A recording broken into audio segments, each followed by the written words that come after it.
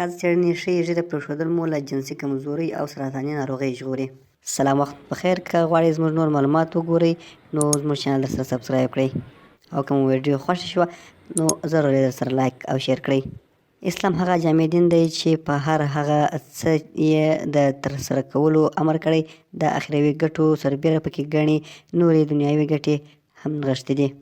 ږیره پرېښودل چې د اسلام مبارک دین ځینې علما یو سنت موکد عمل بولي. د هر ډول کریمونو او دواګانو پرته د مخ تر ټولو ستره ښکلا ده.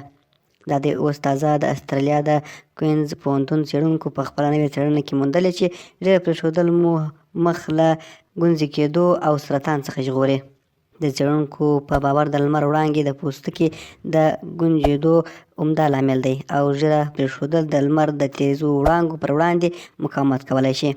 د څېړونکو په اند لکه څرنګه چې ږیره د انسان مخ له ګونځو کېدو ساتي، همدارنګه د انسان د مخ پوستکی د لمر د الټرا ویلیټ او بنفسجي لوړې وړانګې چې د سرطان لوی عوامل دی مخنیوی کوي.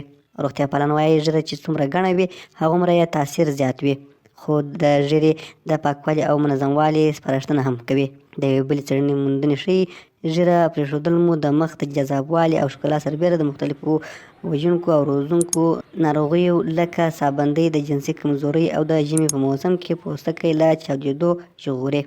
باید وویل شي چې ږیره پرېښودل د رسول الله صلی الله علیه وسلم او نورو پیغمبرانو له طریقو څخه ده او حضرت محمد صلی الله علیه وسلم، صحابو، تابعینو او مجتهدینو یې د پرېښودلو په اړه جدي لارښوونې او امر کړی دی.